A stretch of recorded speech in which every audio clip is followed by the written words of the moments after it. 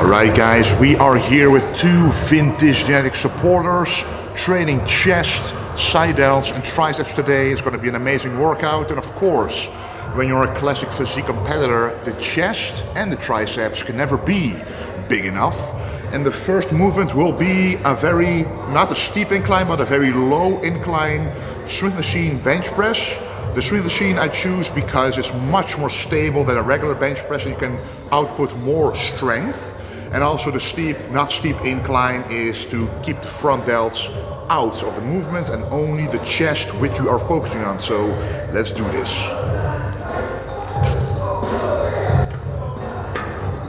So this is obviously a chest workout, and this is the first exercise, the, well, maybe 25-degree incline bench press, maybe 20 degrees. It's a lot lower than the 45-degree incline bench press, which you can do on, the standard benches they have with the free weights. But in my opinion, that targets the front delts way too much, and that's not what you want. And as I said, I'm working out with 2 subscribers today, so what you gotta imagine is I get a lot of messages via email or Instagram from people who want to work out with me and train with me.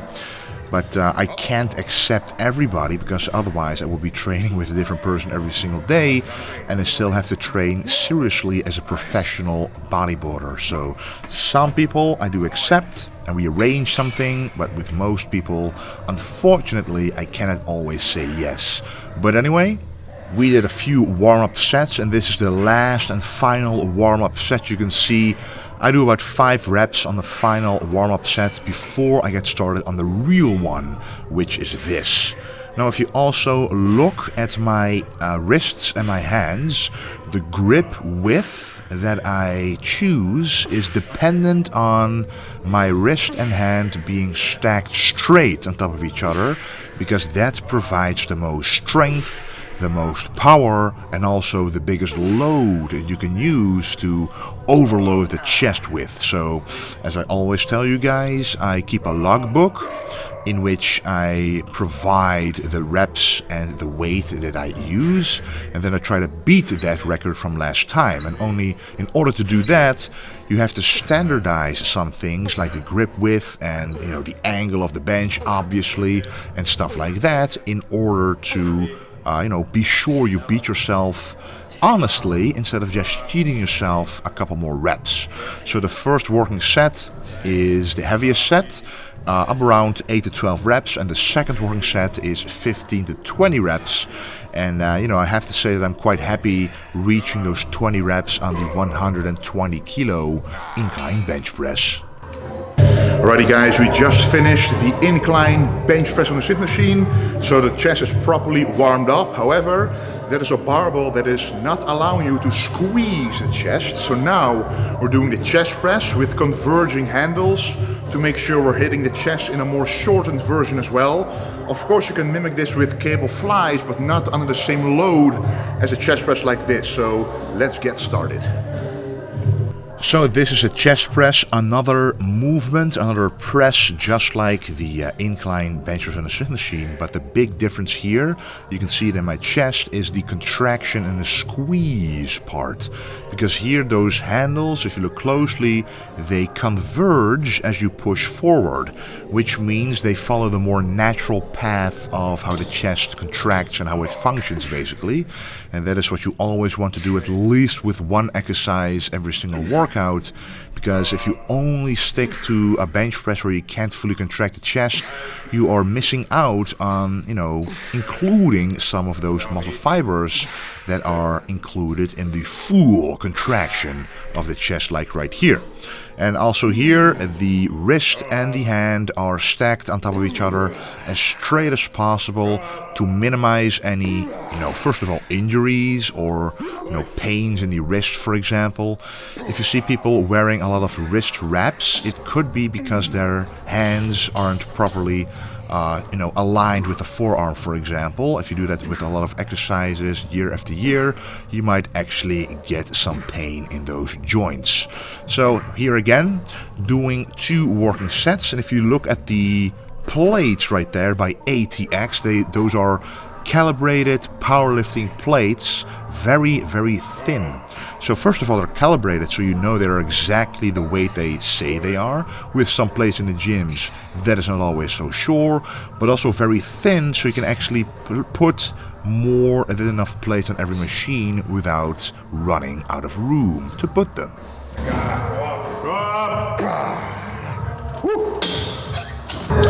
Okay, it's time for the third chest movement. So we first did the bench press on the Smith machine, very stable. Then the chest press, kind of with unilateral handles, a little less stable. And now we're doing the flat dumbbell press, which is even less stable. But I like to do this so you don't have to lift super heavy dumbbells, which you would have to do at the beginning of the workout. It does have its place, but I personally like to put all my effort into more stabilized exercises to truly target the chest with every pound possible, then moving to less stable movements, but you're still feeling the chest because it's already pumped up with blood. Anyway, let's go. So this next one is the dumbbell press, and the dumbbell press is one where you have to actually balance those dumbbells. And so it's more of a free weight movement. This is, by the way, exactly a free weight movement because you're using free weights. However, literature has stated that the difference of muscle stimulation between machines and free weights is actually not there. They both stimulate muscles in a similar manner, but I do always recommend switching from actually alternating between these free weight movements and machine work, not just for muscle building, but also for general, structural health of your tendons, the bones, the joints, the muscles, how they all intertwine. Because in real life, in a real life scenario, if you once do have to lift something heavy like a refrigerator or something, you do need to have some kind of stabilization muscles getting used to free moving objects and weights, for example. But the reason why I put this as a third movement is because then you don't have to lift as heavy and still reach that mechanical tension failure to grow the most amount of muscle, which lessens the risk of injury.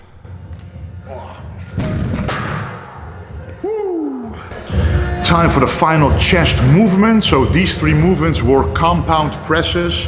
And now it's time to finish off the chest with an isolation movement, meaning it's a single joint movement, so only the shoulder joint is working to squeeze the chest and get as much blood in there as possible to finish off the chest. Let's go.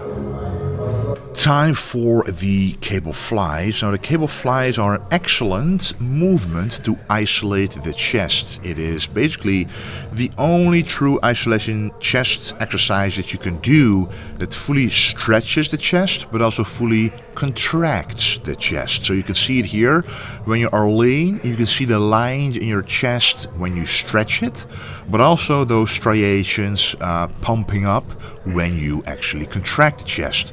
And those two things are unique for the cable fly and also the pec deck machine, for example, because if you would do this with the dumbbells, you cannot get the same contraction as opposed to the cable fly. So if you have trouble with a mind-muscle connection, I would recommend doing these cable flies. And as always, use a full range of motion. So make sure you actually get that mind-muscle connection going, especially with a movement like this.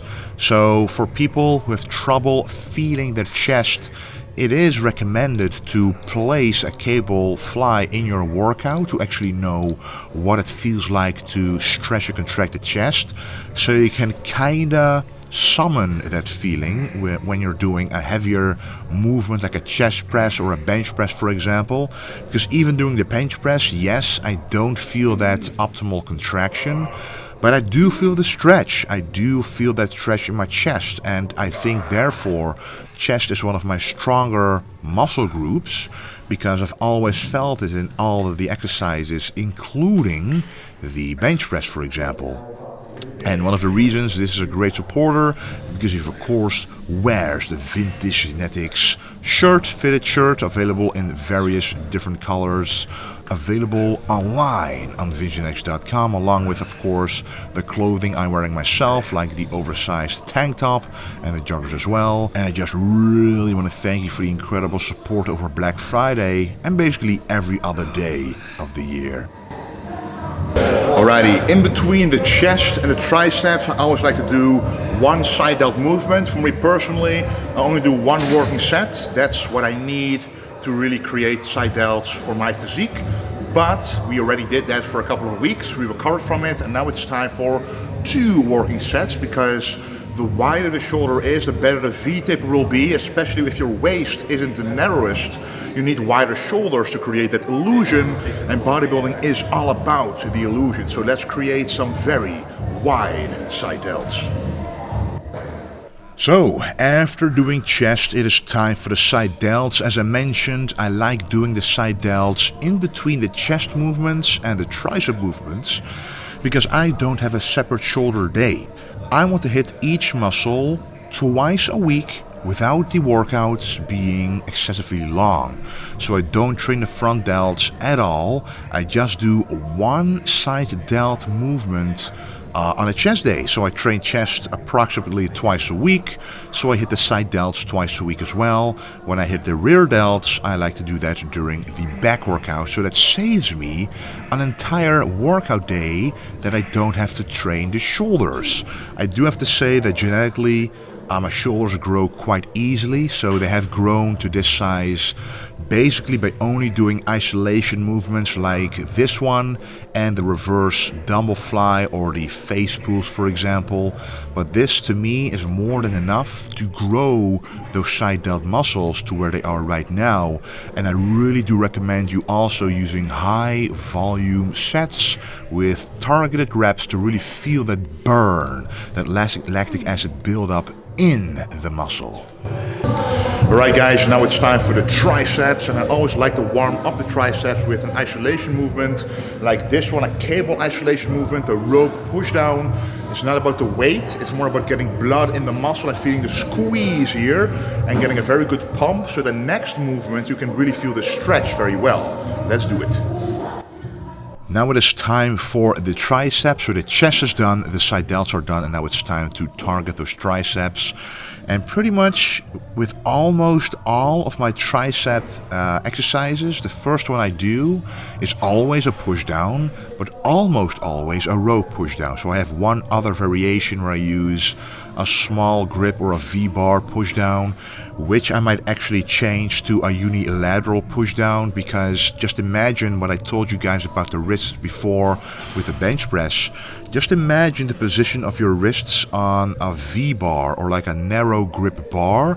They are not aligned with the forearm or the force, which is the cable pulling upwards, at all. But with this neutral grip with the rope, it definitely is. So with a unilateral grip, you can naturally position your arm in a way that feels way better on the joints. Next one is really easy and also time efficient. So we've been doing this rope push down with a regular push down, and now we're going to do the overhead tricep extension. So what I told you guys about getting a pump first is very useful right now, because this is more about the stretch.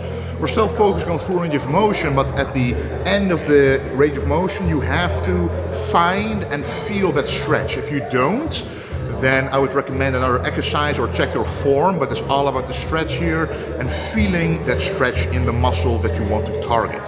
So let's do it. Alright guys, it is time for the final tricep movement. This is for the, well, mostly for the long head of the tricep. So you can see, if you look at my tricep there, the bottom part of the tricep is the long head, and the top part you can see right there is a short head. And what you want to do, if you want to increase the size of your arm to the maximum you can, having the biggest possible long head of the tricep is the first route you should go, not the biceps, because the biceps are actually only about a third of the upper arm and the triceps 2/3. And the long head is the biggest part of the triceps, so that's why I really recommend training that part of the tricep very accurately. So how I like to do that is do overhead movements like this. So my hands go over my head, they stretch the triceps, and that stretch causes the triceps to be stimulated to grow. And by the way, I am holding my phone in a gym, but it's not to text someone, it's actually to hold and to keep my logbook.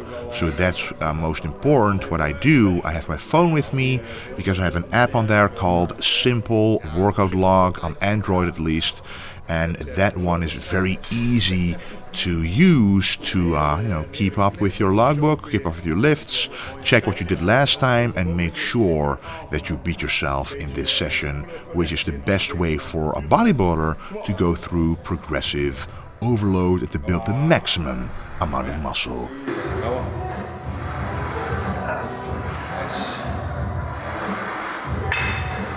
That was a very nice workout, guys. I always love training the chest.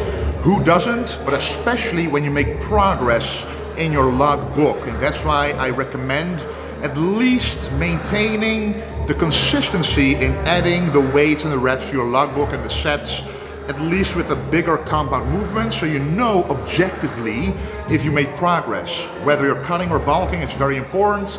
And we'll keep preaching this all throughout the videos, because trust me, once you do that, all workouts will be a lot more fun. Plus, we got a very nice pump in the chest, in the side delts, and the triceps. And don't forget to check out vintagegenetics.com for all the clothing I am wearing. For example, this scoop neck, oversized tank top, and a lot more. Thank you a lot for the incredible support. And don't forget to stay golden.